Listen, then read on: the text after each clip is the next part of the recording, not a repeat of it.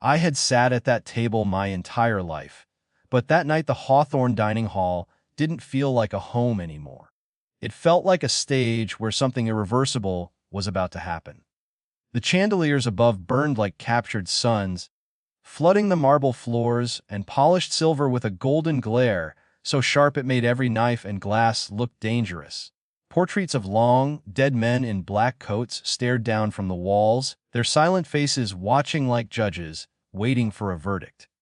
Somewhere beyond the archway, a string quartet played a slow, elegant melody that made the room sound calm, almost peaceful.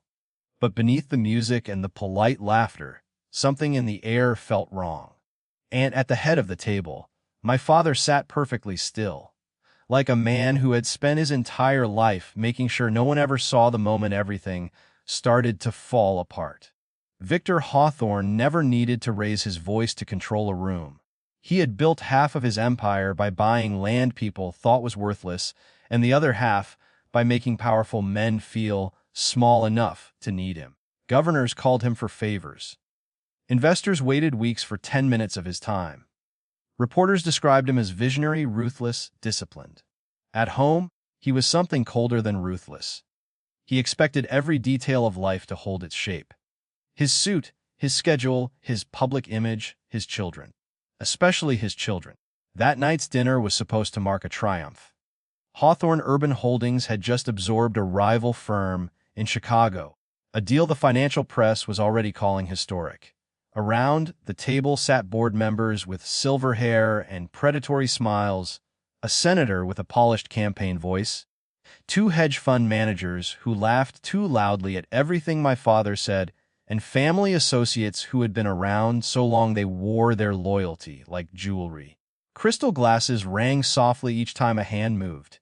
Every smile looked rehearsed. Every compliment carried calculation. And then there was me. I sat halfway down the right side of the table in a tailored navy jacket that suddenly felt too tight across the chest.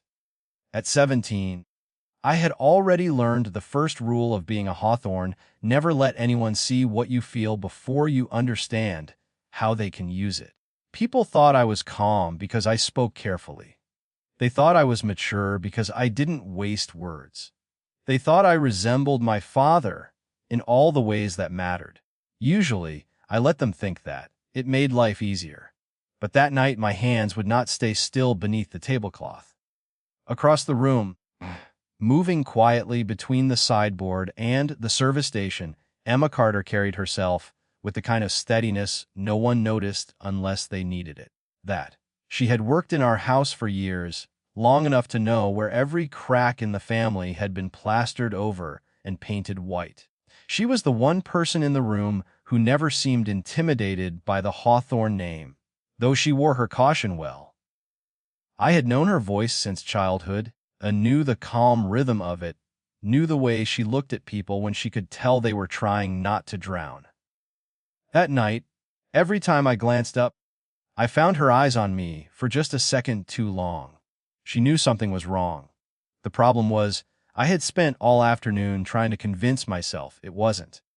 Earlier that day, hidden in a forgotten drawer in my father's study, I had found an envelope that should not have existed. My name was written across the front in a handwriting I did not recognize. Inside had been copies of old medical records, a birth certificate with an amended seal, and one folded page with a sentence that kept replaying in my mind like a blade dragged slowly across glass. I had not understood all of it. I had understood enough. Enough to feel the world tilt. Enough to know my father had lied to me about something fundamental. Enough to start wondering whether everyone in this house had known except me. When Emma passed behind my chair with the wine service before dinner, I had looked up at her and asked the only thing I could force out. Have people in this house ever pretended not to know the truth just because it was easier?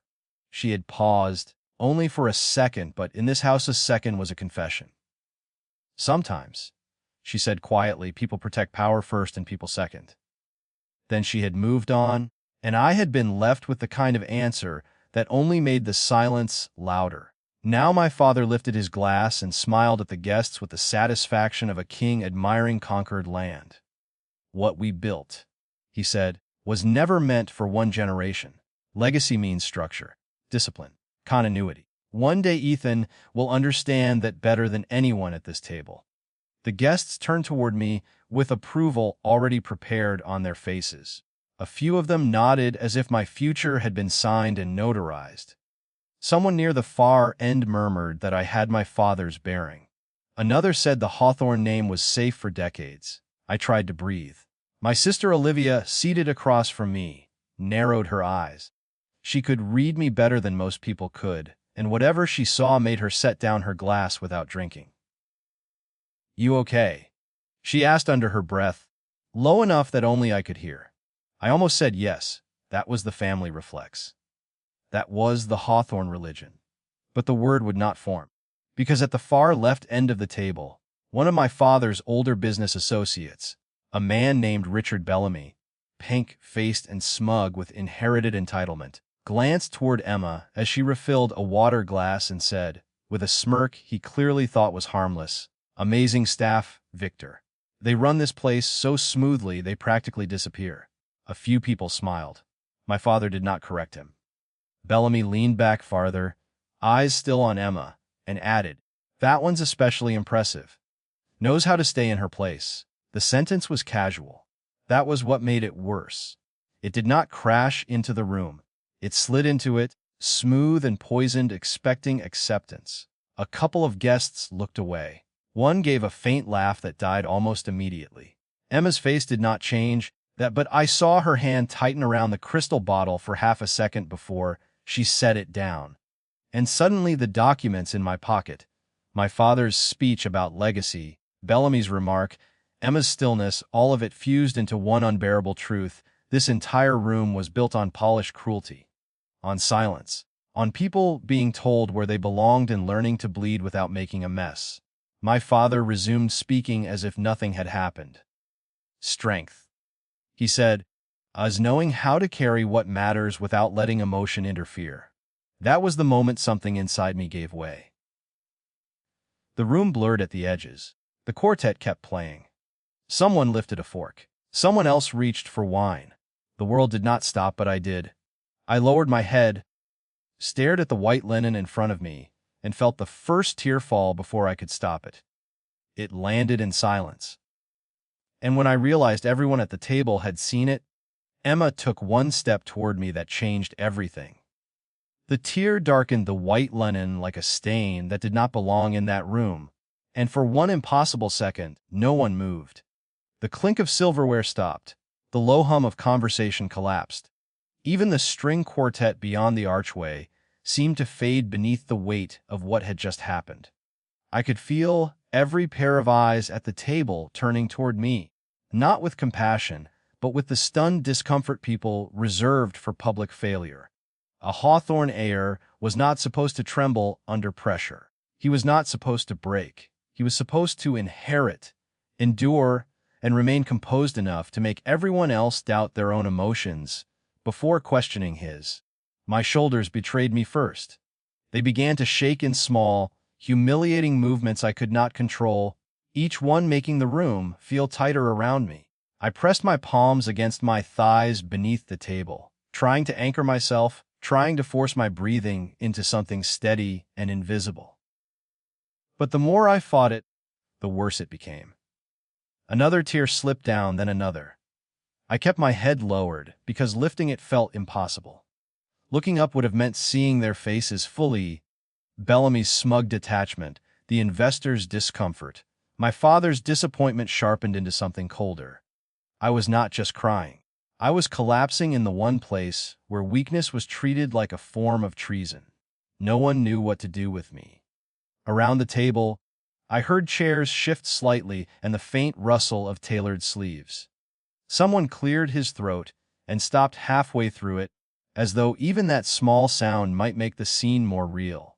Across from me, Olivia leaned forward, and when she spoke, her voice was low and stripped of the polished ease everyone else wore like armor. "Ethan. Just my name.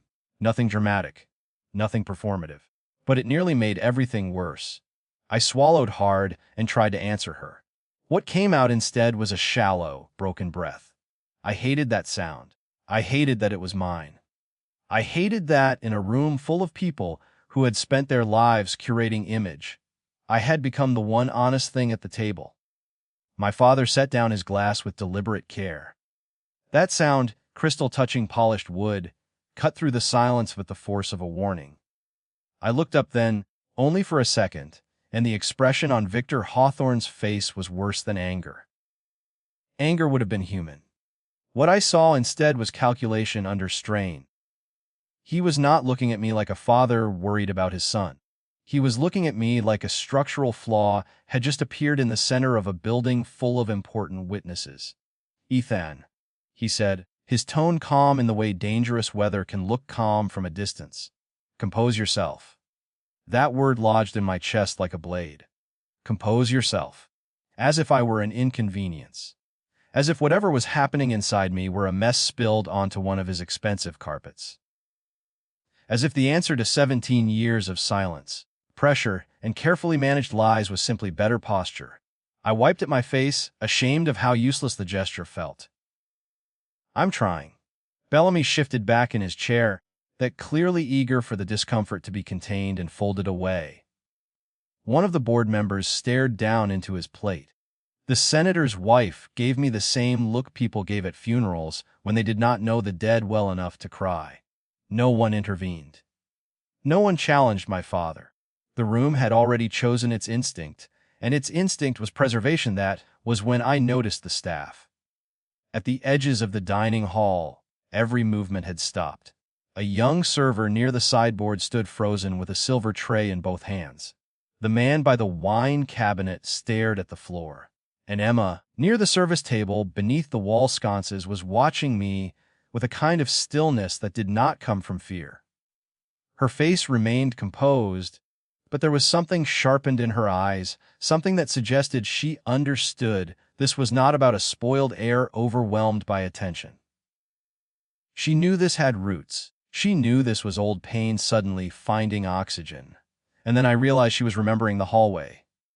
Hours earlier, in that narrow stretch outside the kitchen where the house always smelled faintly of coffee and lemon polish, I had stopped her because I had not known who else to ask. I remembered the way afternoon light had fallen across the floor, the way she had paused with folded linens in her arms when she saw my face. I had asked her a question no one in this family was supposed to ask out loud. Has my father ever lied something that mattered?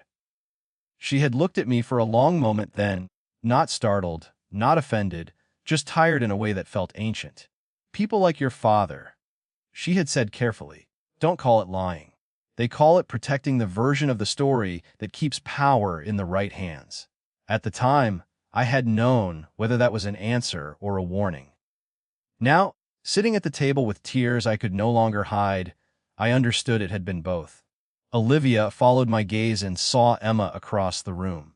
Her eyes narrowed, quick and intelligent, as if she were beginning to connect things she had not wanted to suspect. "What happened?" she asked me softly. "What do you know?" The question landed between us, dangerous and alive. Before I could respond, my father's voice cut in again. "This is neither the time nor the place." That sentence changed the air, because it was not a denial. Not really. It was something worse. It was an attempt to control the timing of truth, which meant truth was sitting at the table with us, dressed as Silence. Olivia heard it too. I saw it in the way her expression tightened. Bellamy glanced from my father to me, suddenly interested in a different way now, the way men, like him, always were when they sensed scandal beneath respectability. A board member near the end of the table shifted forward ever so slightly. The elegant dinner was no longer a celebration. It was a room full of powerful people pretending not to lean toward the sound of a crack spreading through. I tried once more to stop shaking, but my body had moved beyond obedience. The tears would not stop. My throat burned. My father's embarrassment hung over me like a sentence already passed. And through all of it, Emma remained where she was for one breath, then another, as though making a choice that might cost her more than anyone in the room understood. When she finally moved, It was so quiet it made everyone notice. She stepped away from the service table. One of the guests turned to watch her. Then another. My father's face hardened almost imperceptibly, because even he understood what it meant for a black maid in his house to cross the invisible line between service and interruption. Emma ignored all of them. She walked toward me with measured calm, each step making the silence heavier, until she reached my chair, bent slightly at the waist, and leaned down beside me as if what she was about to say mattered more than everyone else in that room. Emma stopped beside my chair with a calm that did not belong in that room. For a moment she did not speak. Her hand rested lightly against the back of the chair, close enough that I could feel the presence of it, but not quite touching me. The entire dining hall watched the scene unfold with a strange kind of fascination, as if something improper had just stepped into the carefully controlled theater of the evening. In this house, staff did not interrupt family moments, especially not moments involving Victor Hawthorne. But Emma Carter had been part of this household longer than most of the guests at the table had known my father. Nearly 2 decades of quiet service had given her something rare in a place like this perspective. She had seen the children grow up. She had seen the arguments that happened behind closed doors and the silences that followed them. She had watched people with power pretend they were untouchable. And now she was standing beside me while I sat there breaking apart. I could feel my father's eyes on her immediately. Not loud anger. Not yet. Just the subtle tightening of authority being challenged. "Emma," my father said slowly, his voice low enough to sound controlled, but sharp enough to carry warning. "That won't be necessary." She didn't even look at him. Instead, she leaned slightly closer to me, her voice dropping into a whisper meant for only one person at the table. "Ethan," she said softly. Her voice was steady, grounded. Nothing like the suffocating tension filling the room. I kept my head lowered, ashamed of the tears I still couldn't control. "Everyone's watching," I muttered hoarsely. "Yes," she said quietly. Then she leaned closer, and the words she spoke next slid into my ear like something sharp enough to cut through fog. "You're not crying because you're weak." My breathing hitched. She paused just long enough to make sure I heard every syllable. "You're crying because today you finally realized the story they gave you about your life wasn't the truth. The world stopped, not the room, not the guests, just me." Because the moment those words reached me, something inside my chest locked into place with terrifying clarity. She knew Emma knew about the envelope. She knew about the documents. And the way she said, "they," told me something even worse. This wasn't just about my father. My crying stopped instantly, not slowly, not gradually. It simply stopped. The tears froze on my face like the engine of my emotions had suddenly been cut off and replaced with something colder. Around the table, people noticed immediately the sudden silence from me was louder than the crying had been. A few guests leaned slightly forward, curiosity flickering across their faces. My father's expression tightened. Olivia's eyes moved between Emma and me quickly, the intelligence behind her gaze beginning to assemble pieces of something dangerous. Emma straightened slowly, but before stepping away, she added one more quiet sentence, almost too soft to hear. "If you want the truth, you need to stop apologizing for feeling it." Then she stepped back, just like that. No drama, no apology. No fear. She returned to her position near the wall, as if she had simply adjusted a chair instead of detonating something inside the Hawthorne family. For several seconds, no one spoke. The room seemed to be holding its breath. Because whatever had just happened, everyone could see the difference. I slowly lifted my head. The tears were still on my face, but the confusion that had been choking me moments earlier was gone. In its place was something sharper. Something steadier. Understanding. Olivia noticed first. Her eyebrows pulled together slightly as she studied my face. "Than," she said carefully. "What did she say to you?" I didn't answer her. Instead, my eyes moved across the table until they landed on my father. Victor Hawthorne was watching me the way generals study unexpected movements on a battlefield, carefully, quietly, trying to determine whether what had just happened was a minor disturbance or the beginning of something far worse. He straightened slightly in his chair. "That's enough," he said calmly to the table. "My son is overwhelmed. We'll continue dinner." But the authority in his voice no longer landed the same way. Because for the first time in my life, I wasn't afraid of the silence he created. I reached into my jacket pocket. My fingers brushed the folded paper inside. Across the table, Olivia noticed the movement. Her eyes widened slightly. My father noticed too. And in that tiny moment, the moment where realization passed between us without words, something shifted behind his eyes. I slowly placed my hands on the table. Every guest was watching now. Bellamy leaned forward with open curiosity. The senator had stopped pretending to eat. Even the staff at the edges of the room were no longer hiding the fact that they were listening. The Hawthorne dinner had transformed into something else entirely. I looked directly at my father, the man who controlled cities, the man who controlled this house, the man who controlled my story for 17 years. My voice was calm when I finally spoke, but the question I asked shattered the room. "Dad, why does my birth certificate say a different woman gave birth to me?" My question did not echo across the dining room. It didn't need to. The moment the words left my mouth, the entire table seemed to freeze in place, as if the air itself had suddenly thickened. No one lifted a fork.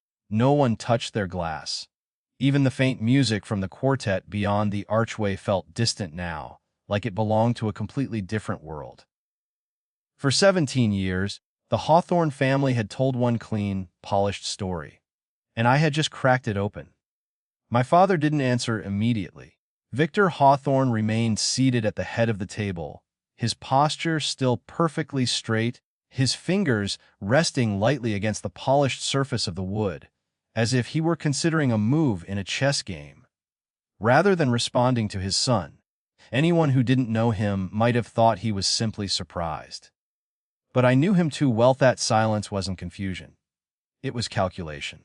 Across the table, Olivia slowly leaned back in her chair, her eyes shifting from me to my father with growing focus. She was quick, always had been, and I could see the moment she realized something about my question wasn't hypothetical. "Ethan," she said carefully, her voice low enough that it carried only to the center of the table. "What are you talking about?" I didn't take my eyes off my father, because he already knew exactly what I meant. The shift in his expression was subtle, almost invisible, unless you were looking directly for it. His jaw tightened for half a second before settling again into the same controlled calm that had built half his empire. To everyone else in the room, he probably looked the same as he always did. But I saw it. For the first time that night, Victor Hawthorne looked cornered around the table. The guests were beginning to sense it too. Bellamy leaned forward slowly, curiosity replacing the smug detachment he'd worn earlier. One of the board members lowered his fork completely. The senator's wife blinked rapidly, as if trying to decide whether she was witnessing a family disagreement or the beginning of something far more uncomfortable. Dinner had officially stopped being a celebration, and no one was pretending otherwise anymore. My father's gaze finally shifted to the paper in my hand. He didn't ask where I found it. He didn't ask whether I understood it. He simply looked at it with the quiet recognition of a man who had spent his life hiding something and had just realized the hiding was over. "You shouldn't be going through my private documents," he said evenly. It was the kind of answer that worked in boardrooms. "Not here." "Then maybe you shouldn't keep documents about my life in a locked drawer," I replied. The words came out calmer than I expected. That was the strange thing about the moment Emma had whispered to me earlier. The panic had vanished. In its place was a clarity that felt almost surgical. Across from me, Olivia's breathing slowed. Her eyes moved to the folded paper still resting near my hand. "What documents?" she asked. No one answered her, because everyone was watching my father now. Victor Hawthorne built skyscrapers where others saw empty land. He negotiated billion-dollar deals without raising his voice. Entire companies had collapsed after underestimating his patience. But this wasn't a negotiation. This was his son asking a question he had never intended to hear. At the far side of the room, Emma stood near the wall, her posture still and quiet. She hadn't moved since stepping away from my chair. But I noticed something in her expression that hadn't been there earlier. Not fear, resignation. As if the moment unfolding in front of everyone had been inevitable. Olivia followed my gaze briefly toward Emma, then back toward my father. Her voice sharpened slightly. "Dad, what is he talking about?" My father exhaled slowly through his nose. That was the first sign of real tension. For a long moment, he said nothing. His eyes moved across the table, taking in the investors, the senator, the board members, the staff frozen along the walls. Every person in that room represented influence, reputation, or loyalty that had taken decades to build. And now his son had placed a question in the middle of it that threatened all of it. Because Hawthorne power depended on something fragile. Control of the narrative. And the documents in my pocket had already started rewriting it. "You're misunderstanding something," he said finally, but the sentence sounded thin even before it finished. Because Olivia had reached across the table and picked up the paper. I hadn't even noticed when my hand loosened around it. Her eyes scanned the page quickly. At first her face held the same confusion she'd had earlier. Then something changed. Her eyebrows pulled together. She read the line again, then she slowly looked up at my father. "Dada." Her voice was quieter now. "Why does this say his mother isn't?" She stopped. Because she realized the rest of the sentence would detonate the room. Bellamy leaned even closer now, openly listening. The senator had stopped pretending not to pay attention. And in the corner of my vision, I saw Emma close her eyes briefly, as if she had just watched the final thread holding a secret together snap. My father looked at Olivia. Then he looked at me. The calm mask he had worn all evening began to thin, revealing something underneath it I had never seen before. Not anger, not embarrassment. Something closer to inevitability. For 17 years, he had protected a story powerful enough to shape an entire family. And tonight, at his own dinner table, it had finally been questioned. Victor Hawthorne slowly pushed his chair back from the table. The legs scraped softly against the marble floor. Every head in the room turned toward him. He rose to his feet with the controlled grace of a man used to commanding attention without effort. But this time the room wasn't waiting for a speech.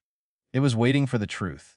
And judging by the way my father looked at me now, he knew there was no way to keep it buried anymore. My father remained standing at the head of the table, and the room held its breath around him. No one interrupted. No one dared move the moment forward for him. Victor Hawthorne had always controlled the timing of everything: business deals, public statements, even family holidays. But now the silence around him felt different, like a stage waiting for a confession rather than a speech. He looked at me first. Not with warmth, not even with anger, just with the tired awareness of a man who had spent nearly 2 decades outrunning something that had finally caught up. "You think you found a secret," he said quietly. That the guests leaned closer without meaning to. Even Bellamy's arrogance had softened into something more attentive now. My father continued, his voice measured. 17 years ago, my life looked very different than it does tonight. The sentence hung there like beginning of a story no one had been invited to hear before. I felt my heart beat slow as he spoke. Not because I was calming down, but because something inside me understood that whatever he was about to say was going to rearrange the shape of my life permanently.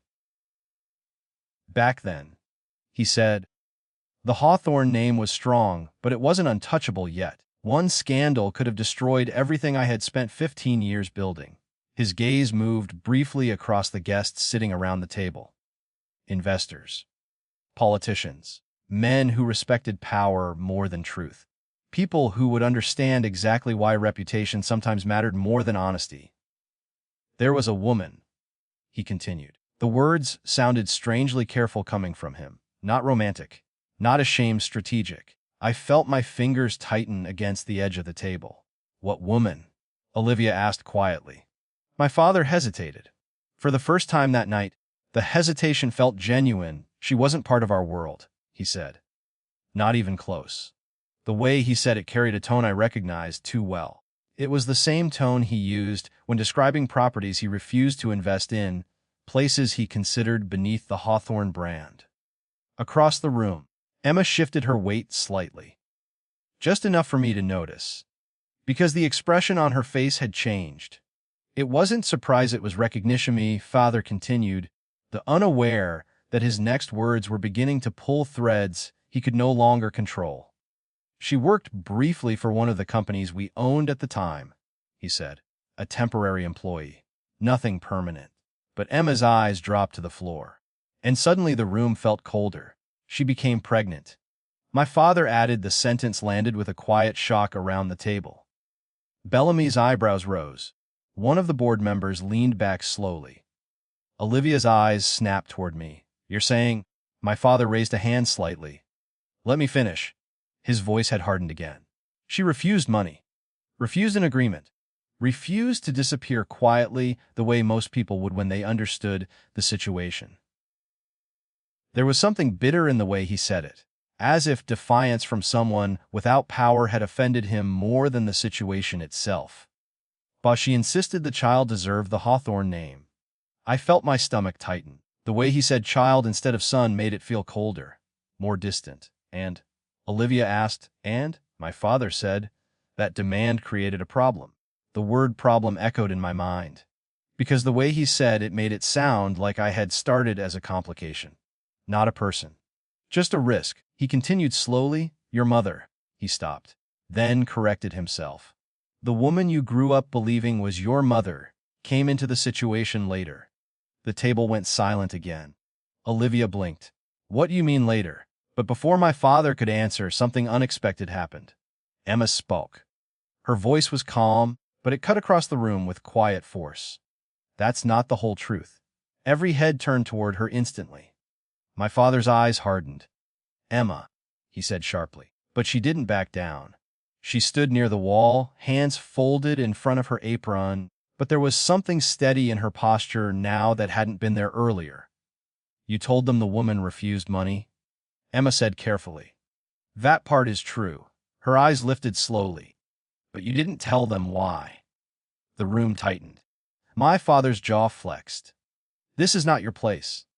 But Emma continued anyway, because she knew something you didn't want anyone to know.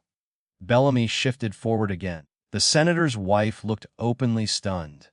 Olivia stared at Emma like she was seeing her for the first time, and I felt something inside my chest begin to twist. Emma, my father warned. But her eyes moved toward me, soft, heavy with something that looked almost like regret. She knew, Emma said quietly, that the Hawthorne family would never accept a child whose mother looked like her. The room fell completely silent. Bellamy's mouth opened slightly. Olivia looked back and forth between Emma and my father, trying to process the meaning. And slowly, very slowly, something terrifying began assembling in my mind. My father said nothing, which was the loudest answer he could have given.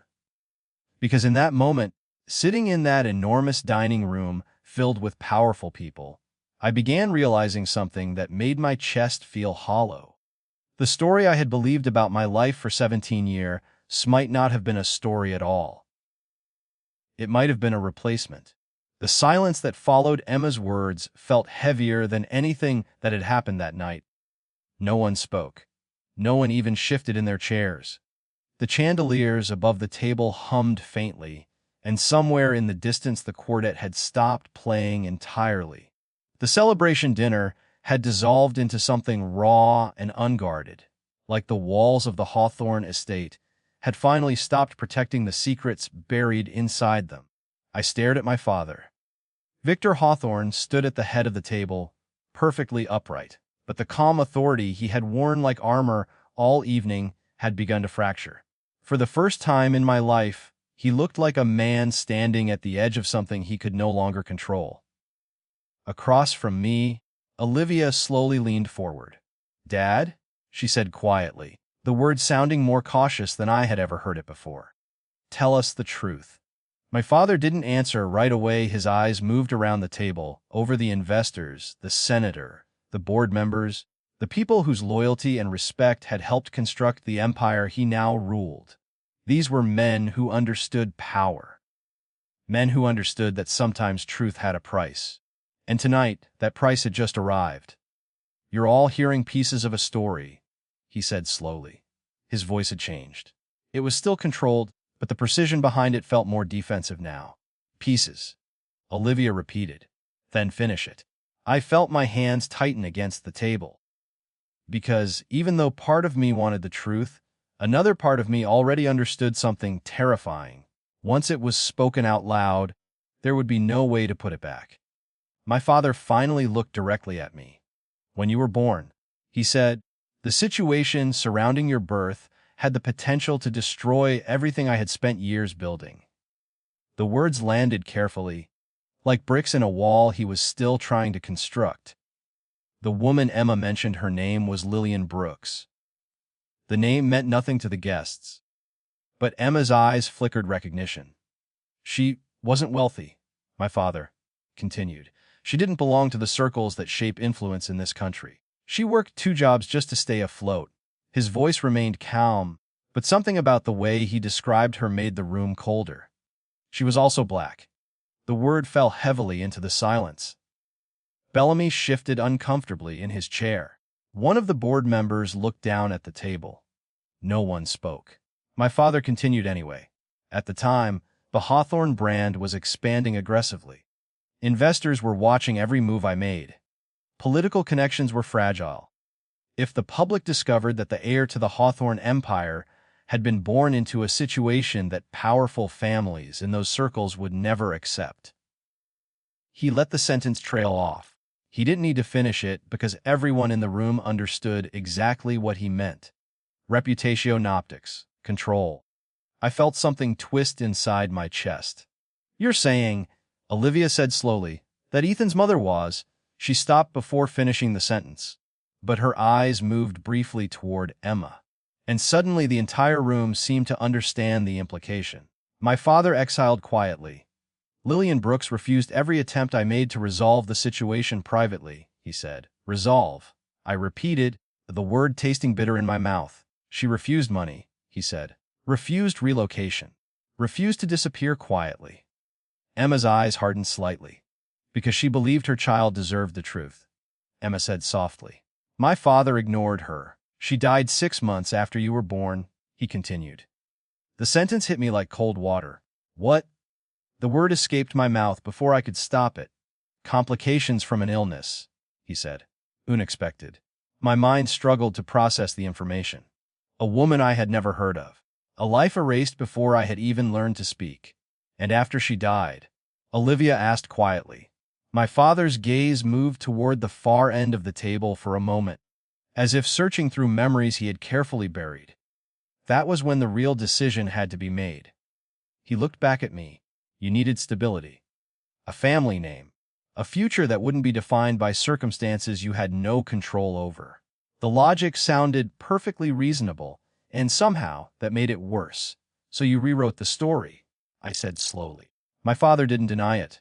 "I protected you," he replied. Emma spoke again, her voice calm but firm. "You protected the empire." My father's eyes flashed briefly with irritation. "You think those things are separate?" Emma didn't answer, but the silence between them carried years of unspoken history. I sat there trying to hold the pieces together in my head. The envelope, the altered birth certificate. The missing woman. The whisper Emma had given me earlier. "You're not crying because you're weak. You're crying because you realized the story they gave you wasn't the truth." Now I understood what she meant. Olivia leaned back slowly, staring at our father with disbelief. "So you just replaced her?" The question hung in the air. My father didn't respond immediately, because everyone at the table already knew the answer. But there was still one part of the story he hadn't explained. And somehow I could feel it sitting there, just beyond reach. Something bigger. Something Emma hadn't said. Something my father clearly didn't want to reveal. I looked directly at him. "Who was the woman on the birth certificate?" For the first time that night, Victor Hawthorne hesitated. My question hung in the air longer than anything else, that had been said that night. Who was the woman on the birth certificate? For a man who controlled billion-dollar negotiations without blinking, my father suddenly looked like suddenly measuring every possible outcome of a single sentence. Victor Hawthorne had always believed silence was power. If he didn't answer a question, the question usually disappeared, but tonight it didn't. Because every person in that room was waiting. And for the first time in my life, I wasn't afraid of that silence. My mind was still moving through the wreckage of everything I had just learned. Lillian Brooks. A name I had never heard before tonight. A woman who had apparently carried me into the world and then disappeared from my life before I was old enough to remember her face. A woman who, according to my father, had been a problem for the Hawthorne reputation. A black woman. The word sat in my chest like a weight. All those years growing up inside this mansion, all the speeches about legacy and discipline and family honor, none of them had ever mentioned the woman who gave me life. Instead, there had been another story. A cleaner one. A safer one. Across the table, Olivia was watching my father like she was studying a stranger. I could almost hear the gears turning in her head as she tried to reconcile the man who raised us with the man who had just admitted rewriting a child's identity for the sake of reputation. "Dad," she said quietly. "Answer him." My father's fingers rested against the table, unmoving. When he finally spoke, his voice had lost the commanding edge it usually carried. "The woman listed on your birth certificate," he said slowly, "was Margaret Hawthorne." My chest tightened. Margaret Hawthorne. The name of the woman whose portrait hung in the hallway outside my father's study. The woman I had been told was my mother. The woman who had died when I was young enough that my memories of her were blurry and soft. Olivia blinked. But Mom was not the woman who gave birth to Ethan. My father finished. The sentence landed with a quiet finality my mind struggled to place it. Margaret Hawthorne had been elegant, distant, always dressed like she belonged on the cover of a magazine about powerful families. I remembered her perfume, the way people at charity events looked at her with admiration. But I also remembered something else. Distance. She had always seemed careful with me. Kind, but careful. Like someone following instructions she hadn't written herself. "Margaret agreed to raise you as her own," my father said. The way he said agreed made it sound like a business arrangement. Olivia leaned back slowly in her chair. "You mean she pretended? She protected you?"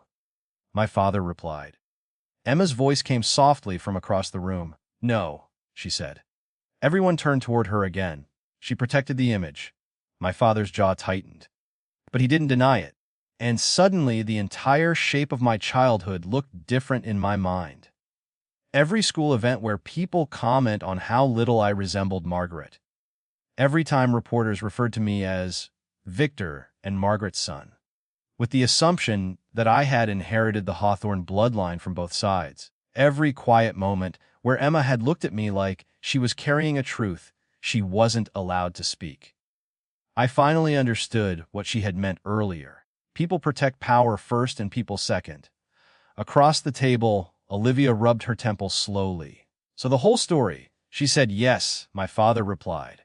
He didn't soften it. He didn't pretend anymore. The entire story. Bellamy shifted again in his chair, clearly uncomfortable now that the drama had turned from scandal into something deeply personal. The senator's wife stared at her folded hands. The board members looked like men who had just realized they were witnessing something far more fragile than corporate politics.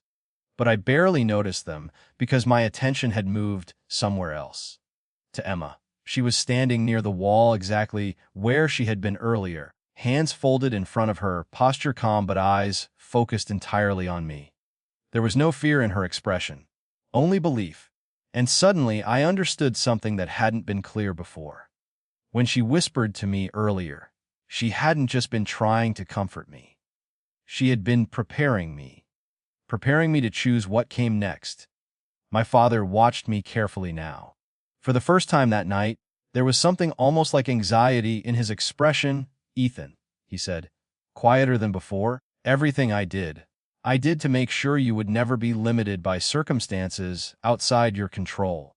The logic sounded familiar. The same logic powerful men had used forever to justify decisions made for other people. Olivia looked at me nervously. "Don't do anything reckless," she said softly. And Emma didn't say anything, but her eyes told me something simple. Truth mattered more than comfort. I sat there for several seconds, feeling the weight of the Hawthorne name pressing down on my shoulders like it had my entire life. Wealth, power, influence, a legacy built on control. And beneath all of it, a story that had erased the woman who gave birth to me, because her existence didn't fit the image my father wanted the world to see. I thought about the envelope in my pocket, about Lillian Brooks, about 17 years of living inside a carefully constructed lie. Then I pushed my chair back. The sound of the legs scraping against the marble floor echoed across the silent dining hall. Every head turned toward me. Slowly, deliberately, I rose to my feet.